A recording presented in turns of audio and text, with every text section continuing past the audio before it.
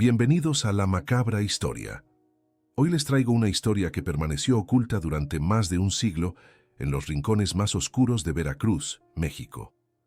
Un relato sobre un diario familiar que esconde secretos tan perturbadores que fueron silenciados deliberadamente en los anales de la historia. En 1902, la familia Herrera, una de las más prominentes de Veracruz, guardaba un objeto que desafía toda comprensión humana: un diario hecho con piel humana. Lo que este objeto revela sobre nuestra historia y sobre la naturaleza humana es algo que muy pocos han tenido el valor de enfrentar. Antes de comenzar, debo advertirles: esta historia está basada en hechos reales documentados que fueron sistemáticamente eliminados de los registros oficiales por razones que pronto entenderán. Lo que van a escuchar hoy cambiará para siempre la forma en que ven la historia de México y quizás la suya propia. Si valoran las historias que develan los secretos más oscuros de nuestro pasado, les pido que se suscriban ahora mismo al canal La Macabra Historia, donde revelamos lo que muchos quisieron mantener en silencio. Activen la campanita para no perderse ninguna de nuestras investigaciones sobre los misterios que las personas comunes han descubierto, enfrentado o sobrevivido. Y ahora, adentrémonos en esta perturbadora historia que ha permanecido prohibida por más de un siglo. Era el verano de 2023 cuando Elena Herrera, una profesora de historia de 34 años, regresó a la antigua casa familiar en el centro histórico de Veracruz. Tras la muerte de su abuela Dolores, Elena había heredado la propiedad que pertenecía a los Herrera desde finales del siglo XIX. Una casona colonial de 2 plantas con paredes gruesas de cal y canto, balcones de hierro forjado y un pequeño patio interior con una fuente de azulejos desgastados por el tiempo. «Nunca pensé que volvería a esta casa», comentó Elena a su primo Ricardo mientras abría la pesada puerta de madera. La abuela siempre fue muy protectora con este lugar, especialmente con el sótano.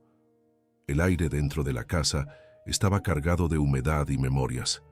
Los muebles antiguos permanecían cubiertos con sábanas blancas, como fantasmas silenciosos de un pasado que se negaba a morir. Las fotografías en sepia de sus antepasados colgaban en las paredes, mirando con ojos severos a los visitantes. «¿Recuerdas cuando de niños intentamos bajar al sótano y la abuela casi nos mata del susto?», preguntó Ricardo, un hombre delgado de 38 años con lentes y una barba incipiente. Elena asintió sintiendo un escalofrío recorrer su espalda. «Siempre dijo que era peligroso, que las escaleras estaban podridas, pero nunca me lo creí del todo».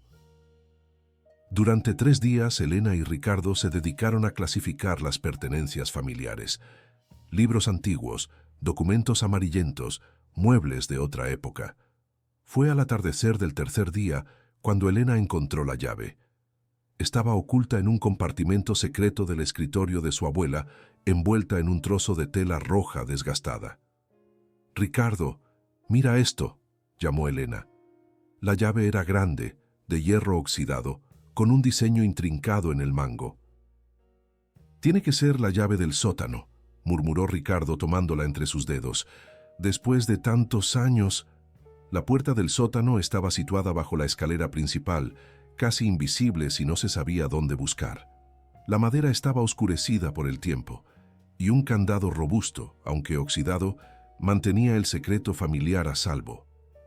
Cuando la llave giró en la cerradura, el sonido metálico resonó como un presagio. La puerta se abrió con un chirrido que erizó la piel de ambos primos. Una escalera de piedra descendía hacia la oscuridad. «Deberíamos esperar hasta mañana», sugirió Ricardo, pero la curiosidad de Elena era más fuerte.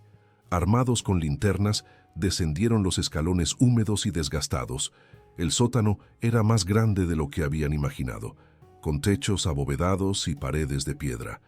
Estaba sorprendentemente limpio, como si alguien hubiera estado cuidando del lugar regularmente. En el centro de la habitación había un baúl de madera labrada con cerraduras de bronce.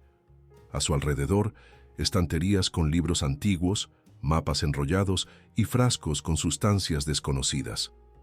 «Es como si la abuela hubiera estado viniendo aquí todo este tiempo», susurró Elena, iluminando con su linterna los rincones del sótano.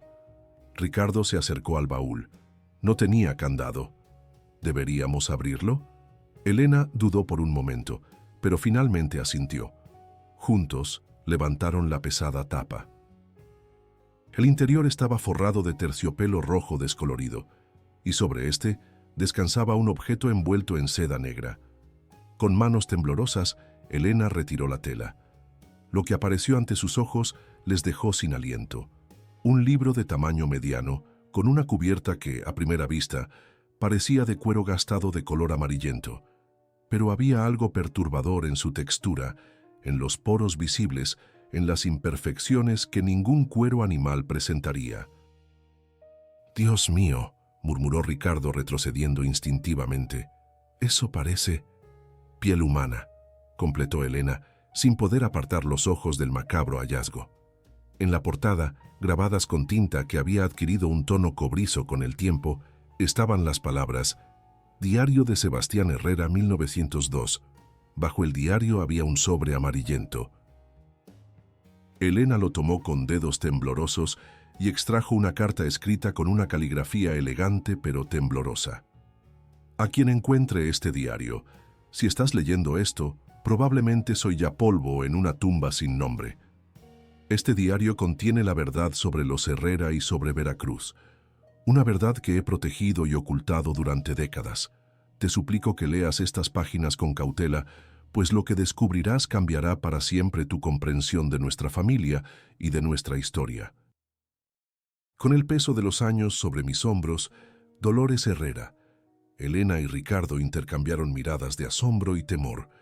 Lo que habían encontrado en el sótano no era solo un objeto perturbador, era la puerta a un pasado familiar que había sido deliberadamente enterrado. «Tenemos que leerlo», dijo finalmente Elena tomando el diario con determinación. «Sea cual sea la verdad, merecemos conocerla». Lo que no sabían era que aquel diario los llevaría a enfrentar no solo los oscuros secretos de su familia, sino también a poderosos intereses que habían trabajado durante generaciones para mantener esa historia enterrada. Esa misma noche, Elena y Ricardo se sentaron en la sala de estar de la antigua casa familiar. Las ventanas estaban cerradas y las cortinas corridas. Sobre la mesa de caoba, el diario de Sebastián Herrera reposaba como un presagio de revelaciones indeseadas. «¿Estás segura de que quieres hacer esto?», preguntó Ricardo sirviendo 2 copas de coñac añejo que habían encontrado en la alacena. «Una vez que sepamos la verdad, no podremos desconocerla». Elena tomó un sorbo del licor, sintiendo cómo el calor se extendía por su garganta.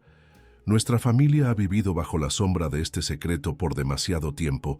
Sea lo que sea, tenemos que afrontarlo». Con cuidado, Elena abrió el diario. Las páginas estaban amarillentas pero bien conservadas.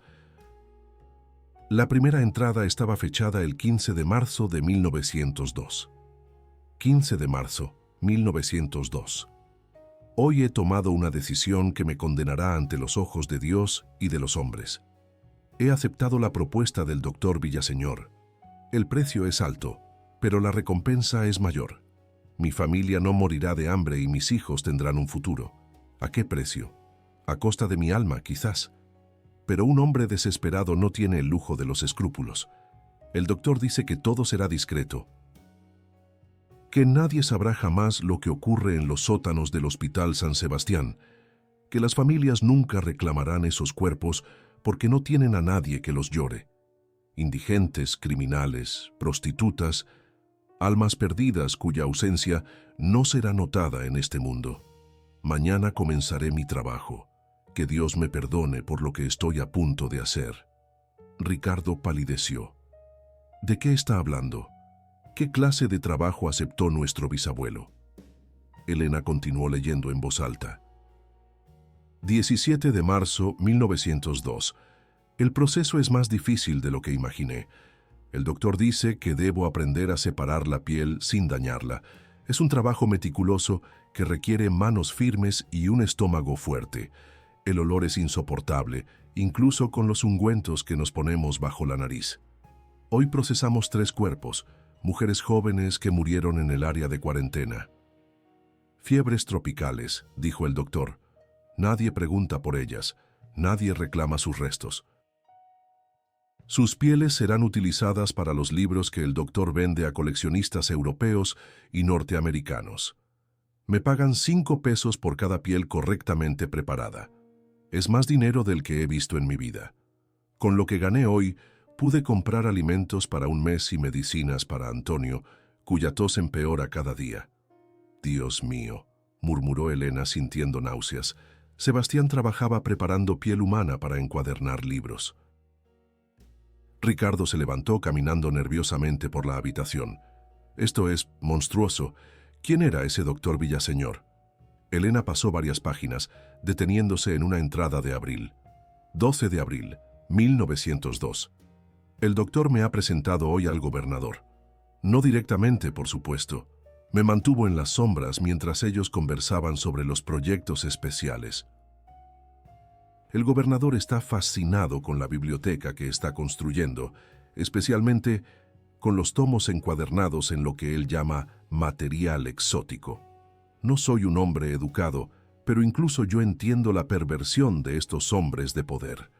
Coleccionan muerte y sufrimiento como otros coleccionan arte o monedas. El doctor me ha confesado, en un momento de ebriedad, que no solo vende estos libros en México, tiene clientes en Nueva York, en París, en Londres. Hombres ricos que pagan fortunas por poseer estos objetos macabros. Cada noche rezo por el perdón, pero sé que lo que hago es imperdonable.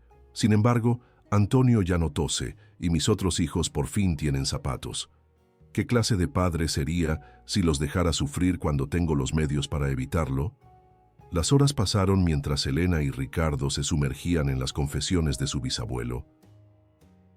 El diario relataba con detalle perturbador cómo Sebastián Herrera, un carpintero viudo con 4 hijos, había sido reclutado por el doctor Javier Villaseñor, médico del Hospital San Sebastián y hombre de confianza del gobernador de Veracruz, para un trabajo macabro: preparar piel humana para encuadernar libros de lujo que se vendían a coleccionistas adinerados alrededor del mundo. Las víctimas eran principalmente personas vulnerables, pacientes sin familia que morían en el hospital, indigentes encontrados muertos en las calles y ocasionalmente opositores políticos que desaparecían misteriosamente. 28 de junio, 1902. Hoy trajeron a un hombre diferente. No era un indigente ni un enfermo. Vestía ropas finas, aunque rasgadas y manchadas de sangre. El doctor me dijo que era un periodista de Ciudad de México que había venido a investigar ciertas irregularidades en la administración del puerto. Un entrometido, lo llamó. No me dijeron su nombre, pero mientras preparaba su cuerpo, encontré una pequeña libreta en el bolsillo interior de su chaqueta. Su nombre era Gabriel Ordóñez, del periódico El Imparcial. Tenía anotaciones sobre sobornos, contrabando y nombres de funcionarios. Entre ellos, el del gobernador. Guardé la libreta. No sé por qué lo hice. Quizás como prueba de que este hombre existió, de que su vida importaba, o quizás como evidencia de los crímenes que estoy ayudando a encubrir.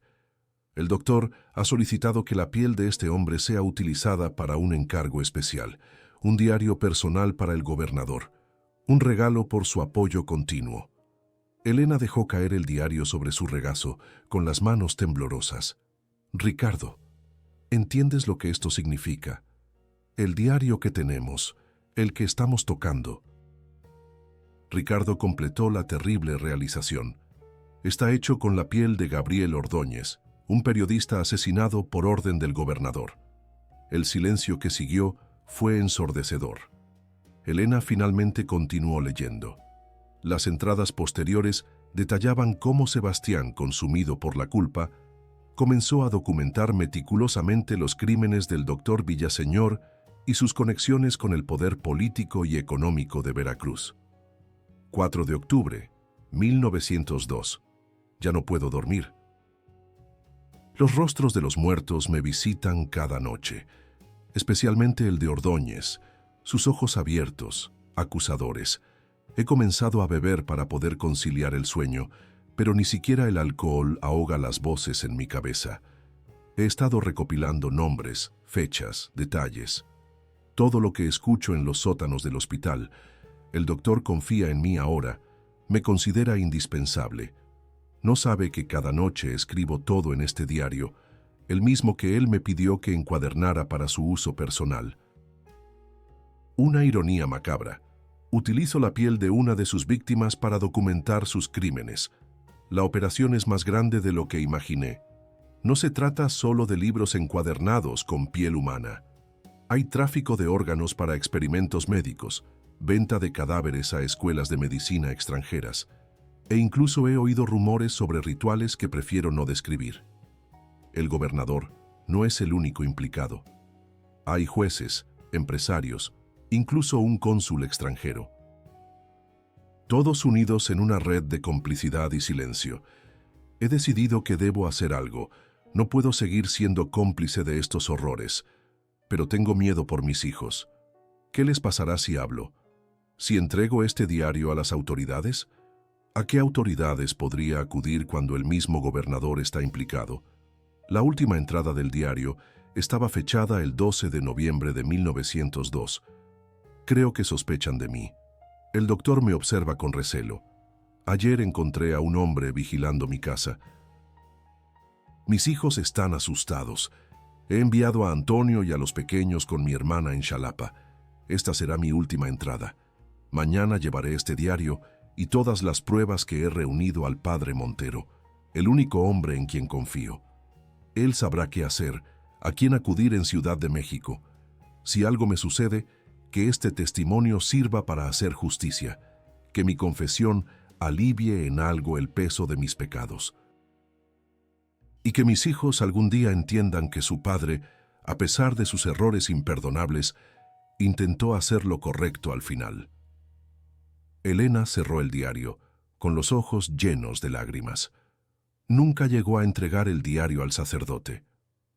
Ricardo, que había estado investigando en su teléfono mientras Elena leía, mostró una página de un periódico digitalizado de la época. Mira esto. Trágico incendio cobra la vida de conocido carpintero. Sebastián Herrera murió en un incendio en su taller el 13 de noviembre de 1902, un día después de su última entrada en el diario. La nota dice que fue un accidente, pero ahora sabemos la verdad. Lo asesinaron para silenciarlo, concluyó Elena, y alguien de nuestra familia recuperó el diario y lo escondió durante más de un siglo. La pregunta es, dijo Ricardo, mirando fijamente el macabro objeto sobre la mesa, ¿qué hacemos ahora con esto? El descubrimiento del diario de Sebastián Herrera había abierto una puerta a un pasado oscuro que iba mucho más allá de los secretos familiares. Elena y Ricardo comprendieron rápidamente que lo que tenían entre manos no era solo un testimonio histórico, sino evidencia de crímenes que, aunque ocurridos hace más de un siglo, seguían proyectando su sombra sobre el presente. Necesitamos saber más sobre estas personas, dijo Elena la mañana siguiente, mientras preparaba café en la antigua cocina. El doctor Villaseñor, el gobernador de aquella época, incluso Gabriel Ordóñez, el periodista asesinado. Ricardo asintió, con ojeras profundas que evidenciaban una noche sin sueño. Y también necesitamos entender cómo llegó el diario a manos de nuestra familia nuevamente. Sebastián escribió que lo enviaría al padre Montero, pero obviamente nunca llegó a él. Su primera parada fue el Archivo Histórico de Veracruz, ubicado en un edificio colonial en el centro de la ciudad. El lugar olía a papel viejo y humedad. La archivista, una mujer de unos 60 años llamada Mercedes Gutiérrez, los recibió con curiosidad profesional. ¿La familia Herrera?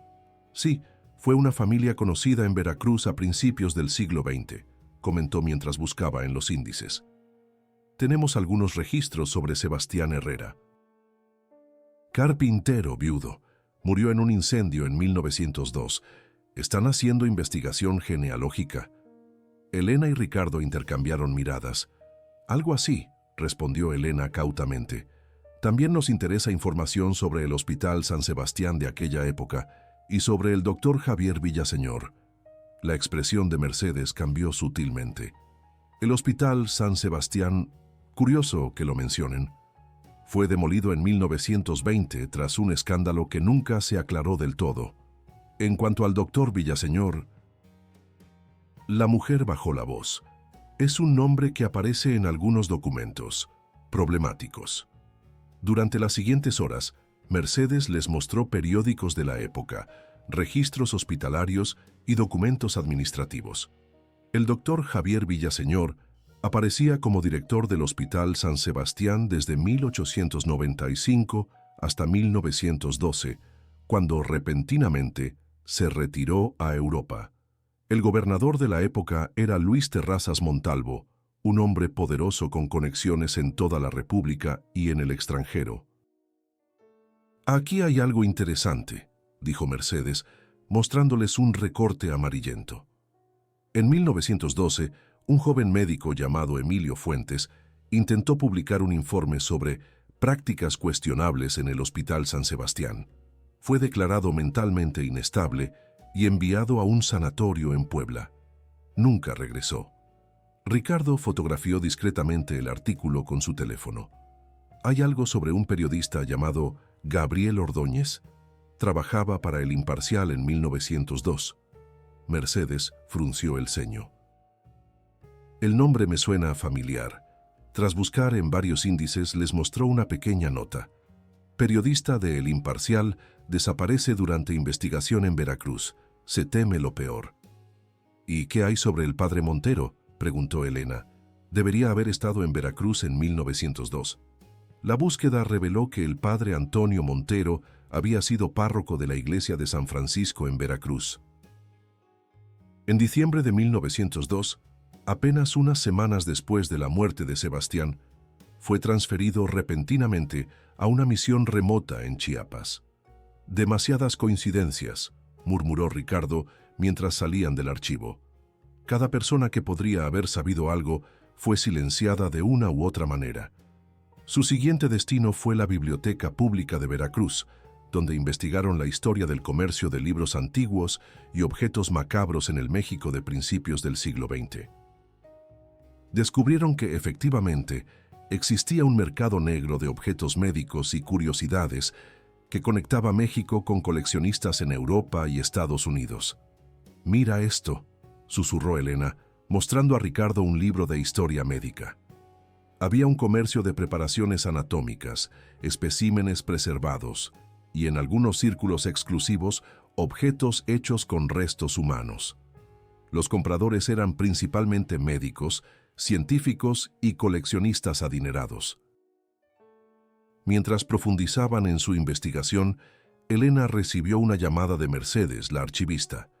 «Encontré algo que podría interesarles», dijo con voz agitada. Un registro de propiedad de 1903. La casa que perteneció a Sebastián Herrera fue comprada por su hijo mayor Antonio Herrera, apenas unos meses después del incendio. Lo extraño es que Antonio era apenas un adolescente en esa época y el precio pagado fue considerable. Mucho más de lo que un huérfano podría permitirse. Como si alguien le hubiera dado el dinero, reflexionó Elena después de colgar. ¿Un pago por su silencio, quizás? Esa tarde visitaron el cementerio antiguo de Veracruz, buscando las tumbas de sus antepasados. Encontraron la de Sebastián Herrera, una modesta lápida de piedra erosionada por el tiempo, pero fue otra tumba la que captó su atención, la de Antonio Herrera, el hijo mayor de Sebastián, quien había muerto en 1972. «Mira la inscripción», señaló Ricardo. Bajo el nombre y las fechas había una frase: «El silencio pesa más que la verdad». De regreso en la casa familiar, Elena y Ricardo revisaron los documentos que habían encontrado en el sótano junto al diario. Entre ellos, descubrieron cartas personales de Antonio Herrera dirigidas a su hija Dolores, la abuela de Elena. «Querida Dolores, con el peso de los años sobre mis hombros, siento que debo confiarte el secreto que he guardado toda mi vida. Tu abuelo Sebastián no murió por accidente, como siempre te he dicho. Fue asesinado por descubrir y documentar crímenes terribles. El diario que te entrego contiene la verdad. Una verdad que me ha atormentado desde que tenía 14 años. Después de la muerte de tu abuelo, el doctor Villaseñor vino a verme. Me entregó una suma considerable de dinero y este diario, diciéndome que lo guardara y nunca hablara de ello. Me dijo que mis hermanos menores y yo podríamos tener una buena vida, educación, futuro, o podríamos desaparecer como nuestro padre. Elegí el silencio y la vida. Compré esta casa con ese dinero maldito. Eduqué a mis hermanos. Construí una fachada de respetabilidad sobre cimientos de culpa y miedo. Ahora que estoy cerca del final de mi vida, te paso esta carga. No te pido que hagas lo que yo no tuve el valor de hacer. Solo te pido que preserves esta verdad, para que algún día, cuando sea seguro, la historia real pueda ser conocida. Tu padre que te ama, Antonio. Elena dejó caer la carta, conmovida hasta las lágrimas. La abuela Dolores guardó el secreto toda su vida, igual que Antonio, y ahora nos toca a nosotros decidir. Ricardo se acercó a la ventana, observando la calle. Elena, hay un auto negro estacionado frente a la casa desde esta mañana, y el hombre que está dentro ha estado tomando fotografías. Elena se tensó.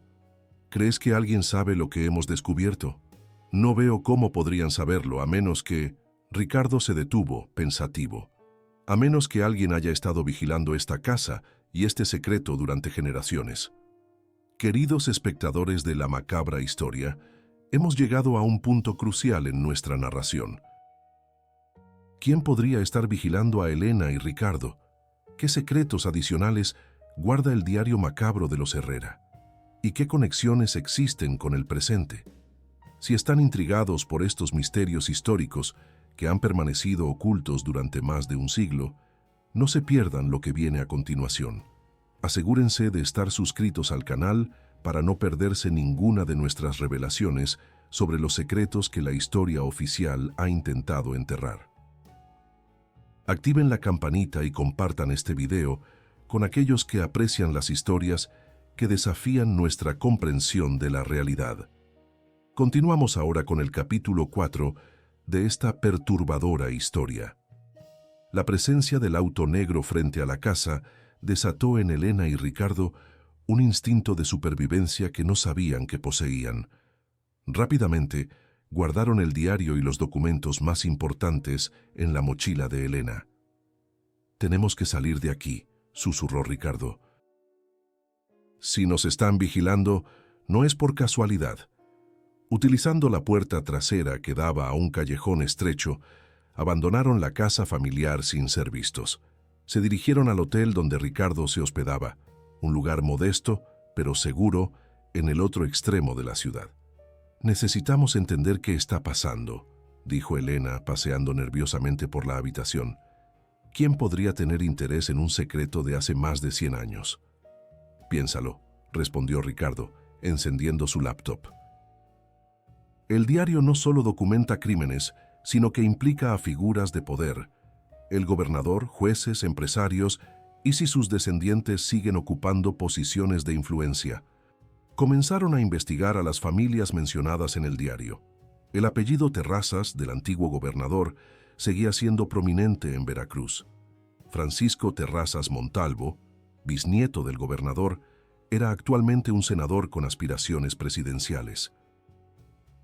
«Mira esto», dijo Ricardo mostrando un artículo reciente.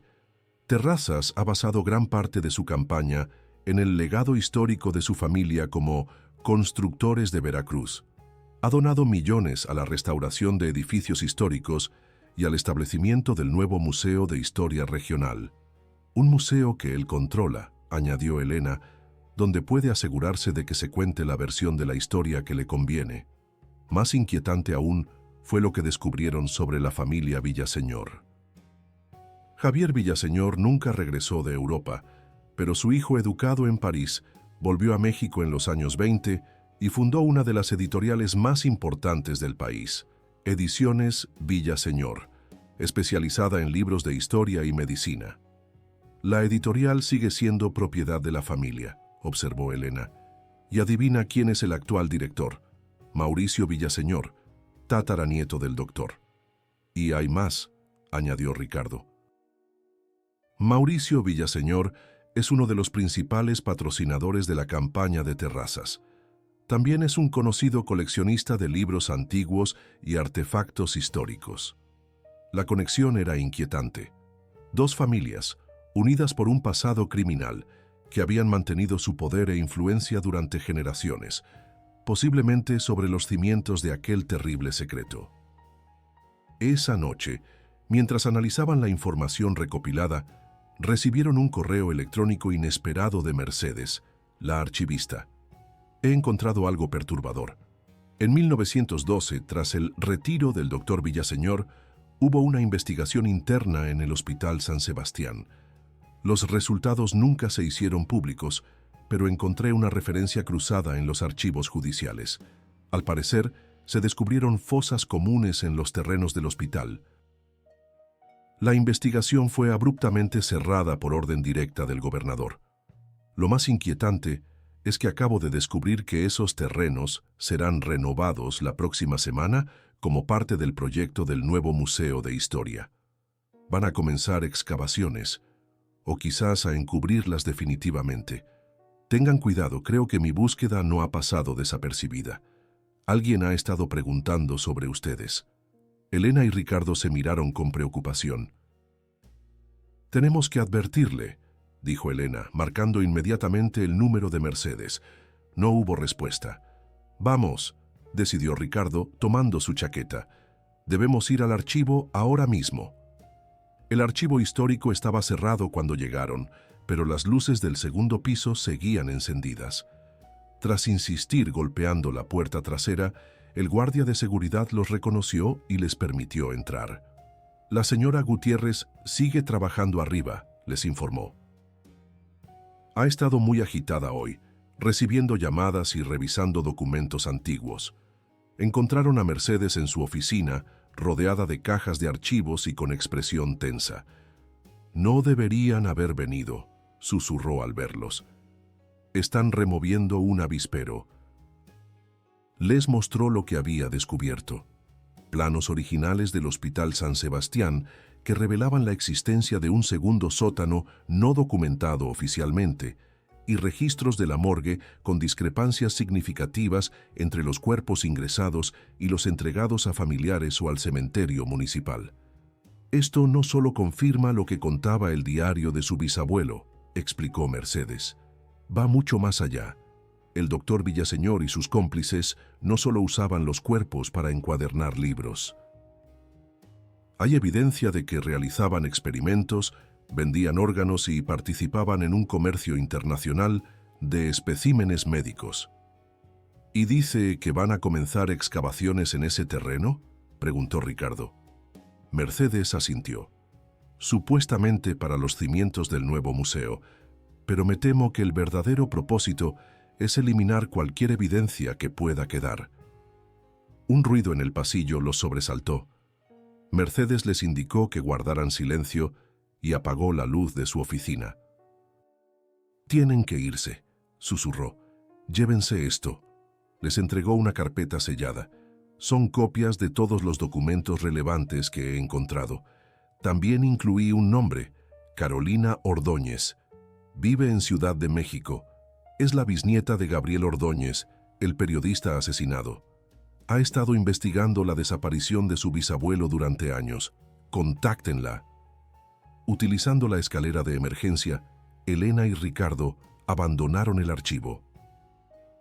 Mientras se alejaban, vieron dos vehículos negros estacionándose frente al edificio. Hombres con trajes oscuros entraron rápidamente.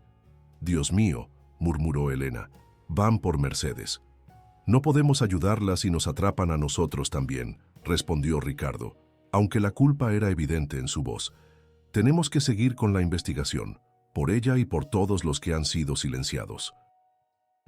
A la mañana siguiente, la noticia recorrió Veracruz. Un incendio había destruido parte del archivo histórico durante la noche. Mercedes Gutiérrez había muerto intentando salvar documentos invaluables. según la versión oficial. No fue un accidente, dijo Elena con voz quebrada por el dolor y la rabia. La asesinaron igual que a Sebastián hace más de 100 años. Comprendiendo que no estaban seguros en Veracruz, tomaron un autobús hacia Ciudad de México esa misma tarde. Durante el viaje, revisaron los documentos que Mercedes les había entregado. Entre ellos, encontraron algo perturbador: fotografías de una colección privada de libros antiguos perteneciente a Mauricio Villaseñor. Varios de esos libros tenían características similares al diario de Sebastián, cubiertas de un cuero extrañamente texturizado que ahora sabían era piel humana. No se deshicieron de las evidencias, murmuró Ricardo. Las coleccionan como trofeos.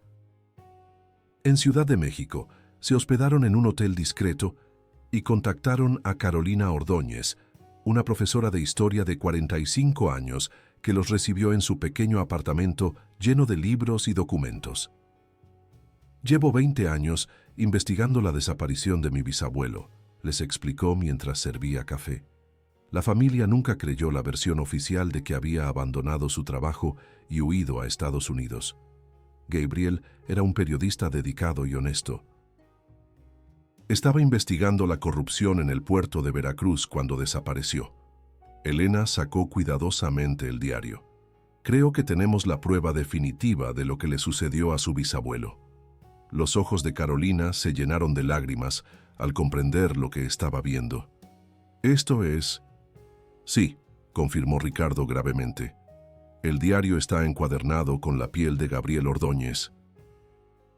Contiene el testimonio de nuestro bisabuelo, Sebastián Herrera, quien fue forzado a participar en estos horrores y finalmente asesinado por intentar exponerlos». Durante horas, compartieron la información que habían recopilado. Carolina les mostró sus propias investigaciones, artículos incompletos que Gabriel había enviado a su editor antes de su desaparición, cartas personales y una investigación exhaustiva sobre las conexiones entre el Hospital San Sebastián, el gobierno de Veracruz y ciertos coleccionistas extranjeros. «No solo se trataba de libros macabros», explicó Carolina. «Era una red de tráfico de restos humanos que abastecía a universidades, museos y coleccionistas privados en Europa y Estados Unidos». La encuadernación en piel humana era solo una pequeña parte de un negocio mucho más grande y siniestro. «Y las familias involucradas siguen en posiciones de poder», añadió Elena, «protegiendo su reputación y ocultando la verdad». Carolina asintió. «Francisco Terrazas está a punto de anunciar su candidatura presidencial, y Mauricio Villaseñor no solo dirige la editorial, sino que tiene influencia en múltiples instituciones culturales. Son intocables, o lo eran hasta ahora». «¿Qué podemos hacer?», preguntó Ricardo. «Ya vimos lo que le pasó a Mercedes por ayudarnos. Están dispuestos a matar para mantener este secreto». Carolina sonrió con determinación. «Tengo contactos en medios internacionales, periodistas que no pueden ser silenciados fácilmente por la influencia de Terrazas o Villaseñor. Pero necesitamos evidencia irrefutable, algo que no puedan desacreditar». Elena miró el diario sobre la mesa. «Tenemos esto, y los documentos del archivo». «No es suficiente», respondió Carolina. «Necesitamos pruebas físicas, algo que conecte directamente a las familias actuales con los crímenes históricos». Ricardo recordó algo. «Los libros en la colección privada de Villaseñor, si pudiéramos probar que están hechos con piel humana...» «Y hay más», añadió Elena. «El terreno del antiguo hospital donde van a construir el museo. Si logramos acceder antes de que comiencen las excavaciones oficiales...» Un plan comenzó a tomar forma. Carolina contactaría a un periodista de confianza de un medio internacional y a un antropólogo forense que pudiera analizar el diario y confirmar científicamente su origen humano. Ricardo, utilizando sus conocimientos de informática, intentaría acceder a los registros digitales de la Fundación Terrazas que financiaba el museo. Y Elena regresaría a Veracruz para documentar el terreno del antiguo hospital antes de que las evidencias fueran destruidas. «Es peligroso», advirtió Carolina. Estas personas han mantenido su secreto durante más de un siglo. No dudarán en silenciarnos como lo hicieron con sus antepasados. Mi bisabuelo dio su vida intentando exponer la verdad, respondió Elena con firmeza. No permitiré que su sacrificio haya sido en vano.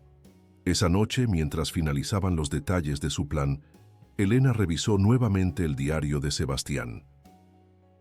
En la última página, encontró algo que no había notado antes.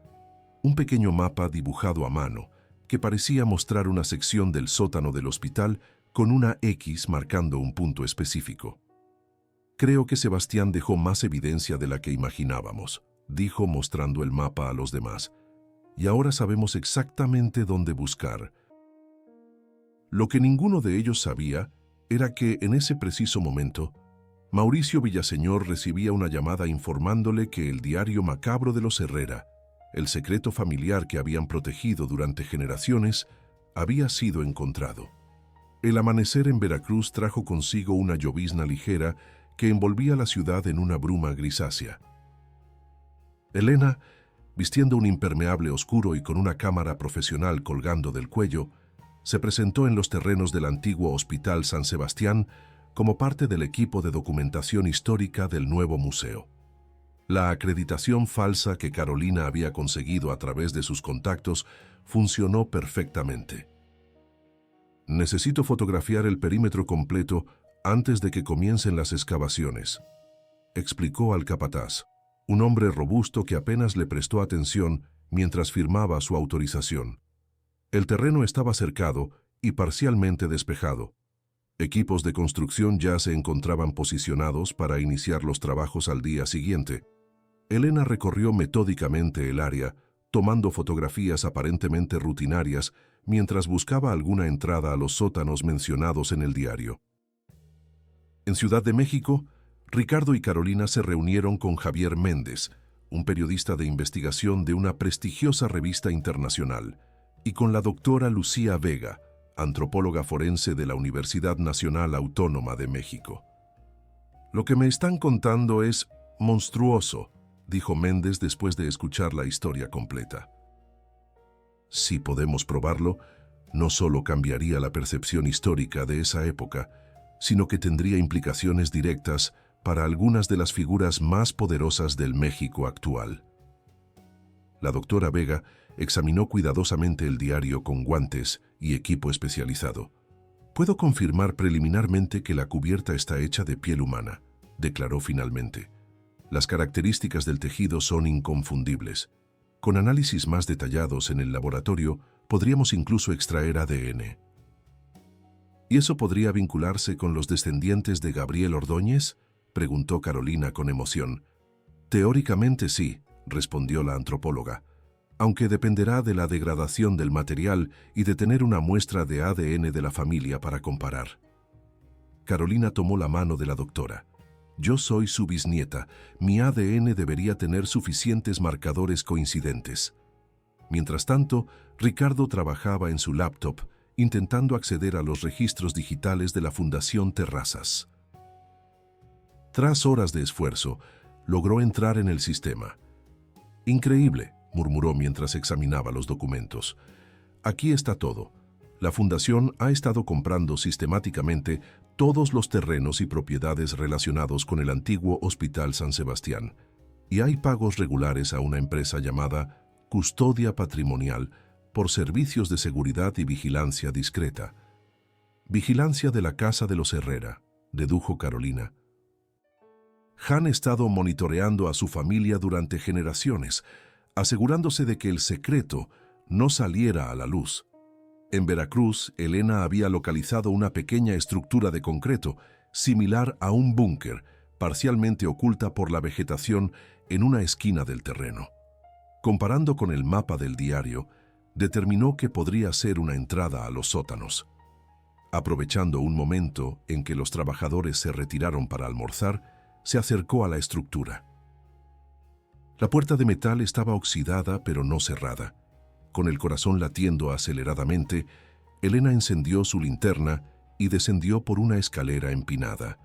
El olor a humedad y algo más inquietante la golpeó inmediatamente.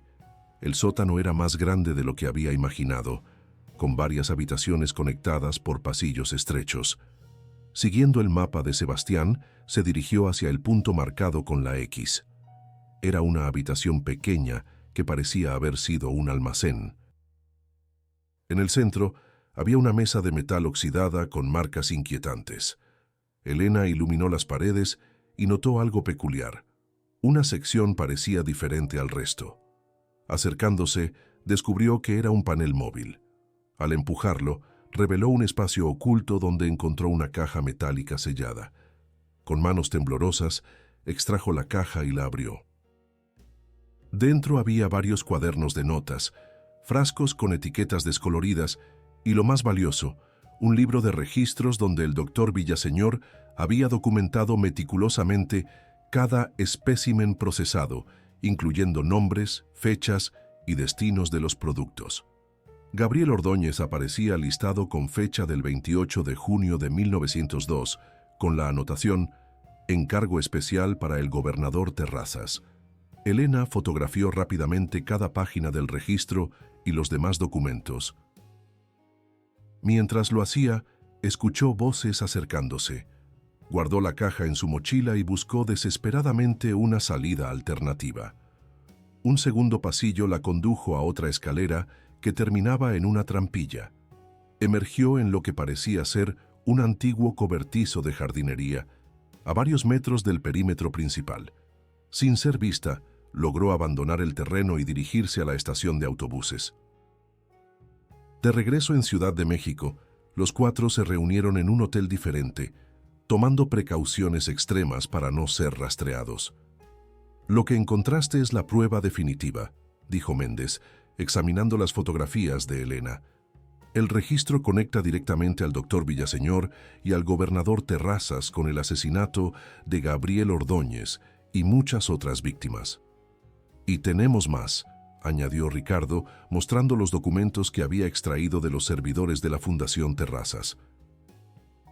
Correos electrónicos recientes entre Francisco Terrazas y Mauricio Villaseñor, discutiendo la limpieza definitiva del sitio y la necesidad de cerrar capítulos incómodos de la historia familiar.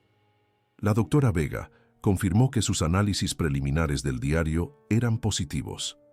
Es definitivamente piel humana, con características consistentes con un hombre adulto de la edad que tendría Gabriel Ordóñez en el momento de su muerte.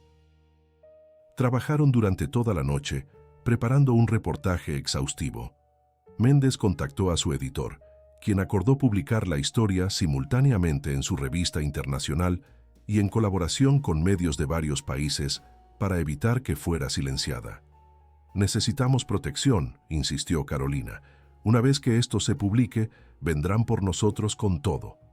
Méndez asintió. «Mi editor ha arreglado que un equipo de seguridad nos traslade a un lugar seguro mañana temprano. La historia se publicará a mediodía. Para entonces estaremos fuera de su alcance». Pero el destino tenía otros planes. Esa misma noche, mientras hacían los preparativos finales, la puerta de la habitación de hotel fue derribada violentamente. Hombres armados vestidos de negro irrumpieron en el lugar. «Por orden de la Fiscalía, están detenidos por robo de patrimonio histórico y conspiración», anunció uno de ellos, aunque no mostró ninguna identificación oficial. Ricardo logró enviar un mensaje de emergencia a Méndez, quien había salido momentos antes para reunirse con su editor. Los cuatro fueron separados y llevados a vehículos diferentes. Elena, esposada en el asiento trasero de una SUV negra, observaba las calles de Ciudad de México pasar rápidamente. No se dirigían a ninguna comisaría, sino hacia las afueras de la ciudad. «¿Dónde nos llevan?», preguntó, intentando mantener la calma. «Exijo hablar con un abogado». El hombre sentado junto a ella sonrió fríamente. «Pronto se reunirá con alguien más importante que un abogado, señorita Herrera. El señor Villaseñor está muy interesado en recuperar ciertas propiedades familiares». El vehículo se detuvo finalmente frente a una mansión elegante en las afueras de la ciudad. Elena fue conducida al interior, donde encontró a Ricardo y Carolina ya sentados en un salón lujoso. Frente a ellos, Mauricio Villaseñor, Un hombre de unos 60 años, con aspecto distinguido, observaba el diario de Sebastián Herrera sobre una mesa de mármol. «Una pieza extraordinaria», comentó, acariciando la cubierta del diario. «Ha estado buscándola durante décadas, la joya perdida de mi colección». Francisco Terrazas emergió de una puerta lateral. Era más joven, en sus 40, con el porte seguro de quien ha nacido en el privilegio y el poder. «Les agradecemos haber recuperado esta pieza histórica», dijo con tono falsamente cordial. «Lamentablemente, ustedes han malinterpretado gravemente su significado y han fabricado una narrativa difamatoria que podría dañar seriamente el legado de nuestras familias». «No fabricamos nada», respondió Elena con firmeza. «Todo está documentado en ese diario y en los registros que encontré en el sótano del hospital». Villaseñor hizo un gesto de fastidio. «Ah, sí, esa caja. Un inconveniente que será resuelto mañana cuando las excavadoras remodelen completamente el terreno». «¿Qué pretenden hacer con nosotros?», preguntó Ricardo, evaluando discretamente las posibles salidas. Terrazas sonrió. «Ustedes han sufrido un trágico accidente mientras investigaban ilegalmente en el sitio de construcción. 3 muertes lamentables que servirán como advertencia sobre los peligros de ingresar a zonas restringidas». «No funcionará», intervino Carolina. «El periodista Javier Méndez tiene toda la información. A estas alturas el reportaje ya debe estar listo para publicarse». La sonrisa de Terrazas no flaqueó. «El señor Méndez ha sufrido un desafortunado accidente de tráfico hace apenas una hora, y su editora ha recibido una llamada muy persuasiva de nuestros abogados sobre las consecuencias legales de publicar difamaciones sin fundamento». El horror de su situación cayó pesadamente sobre ellos. Habían subestimado el alcance y la determinación de sus enemigos. «La historia siempre la escriben los vencedores», pontificó Villaseñor, sirviéndose un whisky. «Mis antepasados entendieron eso, crearon conocimiento, preservaron la historia, a su manera. ¿Quién puede juzgarlos ahora más de un siglo después?» «Yo puedo», respondió una voz desde la entrada del salón. Todos se volvieron sorprendidos. Allí estaba Javier Méndez, acompañado por varios hombres y mujeres con chalecos antibalas, identificados como agentes federales. «Grabación en vivo», anunció Méndez, levantando su teléfono. «Transmitiendo directamente a mis editores en Nueva York, Londres y Madrid. Sus confesiones acaban de ser escuchadas por miles de personas». La doctora Vega entró tras ellos, acompañada por más agentes. «Tenemos las pruebas forenses. El diario está definitivamente hecho con piel humana, y el ADN preliminar muestra coincidencias con Carolina Ordóñez». Los guardias de Terrazas y Villaseñor fueron rápidamente sometidos por los agentes federales. El rostro de Terrazas se contrajo en una mueca de furia mientras era esposado. «¿Cómo?», balbuceó Villaseñor, dejando caer su vaso de whisky que se hizo añicos en el suelo de mármol. «Anticipamos que intentarían silenciarnos», explicó Méndez. «El mensaje de Ricardo nos alertó a tiempo. Teníamos un plan de contingencia con las autoridades federales que no responden a la influencia de Terrazas, y en cuanto a mi accidente, fue una información falsa filtrada deliberadamente. Elena, Ricardo y Carolina fueron liberados mientras observaban cómo Terrazas y Villaseñor eran conducidos a los vehículos oficiales. Esto no ha terminado», amenazó Terrazas mientras era escoltado fuera. «Nuestras familias han sobrevivido a cosas peores». «Quizás», respondió Elena, «pero la verdad una vez liberada no puede volver a encerrarse». En las semanas siguientes, la historia conmocionó a México y al mundo. El reportaje de Méndez, respaldado por todas las evidencias, desató una investigación federal sobre las actividades históricas del Hospital San Sebastián y las familias implicadas. Excavaciones oficiales en el terreno revelaron los restos de docenas de víctimas no identificadas. La colección privada de Mauricio Villaseñor fue confiscada, encontrándose más de 20 libros encuadernados con piel humana, todos los cuales fueron sometidos a análisis forenses para intentar identificar a las víctimas. Francisco Terrazas vio su carrera política destruida, mientras que Mauricio Villaseñor enfrentó cargos por encubrimiento, obstrucción a la justicia y conspiración.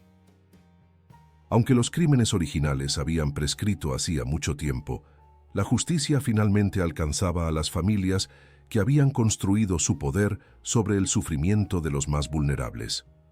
El diario de Sebastián Herrera y los restos identificados de Gabriel Ordóñez recibieron un entierro digno en una ceremonia a la que asistieron los descendientes de ambas familias, simbolizando la reconciliación con un pasado doloroso y la determinación de honrar la verdad, por terrible que fuera. Elena regresó a la casa familiar en Veracruz, ahora con una perspectiva completamente nueva. En el sótano que había guardado tantos secretos, estableció un pequeño museo privado dedicado a la memoria de Sebastián Herrera y todas las víctimas del Hospital San Sebastián, un espacio donde la historia prohibida finalmente podía ser conocida y recordada. Mi bisabuelo escribió en su última entrada que esperaba que su confesión sirviera para hacer justicia, comentó Elena a Ricardo y Carolina mientras contemplaban la placa conmemorativa que habían instalado. Más de 100 años después, su deseo finalmente se ha cumplido. La verdad siempre encuentra su camino hacia la luz, respondió Carolina, pensando en su propio bisabuelo, cuya piel había contenido el testimonio que finalmente revelaría su destino. No importa cuánto tiempo tome. Queridos espectadores de La Macabra Historia, hemos llegado al final de este perturbador relato sobre el diario macabro de los Herrera. Una historia que nos recuerda que los secretos más oscuros de nuestro pasado siempre encuentran formas de revelarse, y que la verdad, aunque dolorosa, es el único camino hacia la verdadera justicia y reconciliación. Si esta historia los ha conmovido, les ha hecho reflexionar o simplemente les ha interesado, les agradecería enormemente que me ayudaran a compartirla con más personas que aprecian las narrativas que desafían nuestra comprensión convencional de la historia. Suscríbanse al canal La Macabra Historia para no perderse nuestros próximos relatos sobre los secretos que muchos han intentado mantener en silencio. Recuerden que en cada familia, en cada ciudad, en cada país, existen historias ocultas esperando ser descubiertas, y como hemos visto hoy, a veces son las personas comunes, movidas por la búsqueda de la verdad, quienes terminan cambiando el curso de la historia. Gracias por acompañarme en este viaje a través de los oscuros pasadizos de nuestro pasado. Hasta el próximo relato, donde nuevamente exploraremos juntos los misterios que la historia oficial ha intentado enterrar.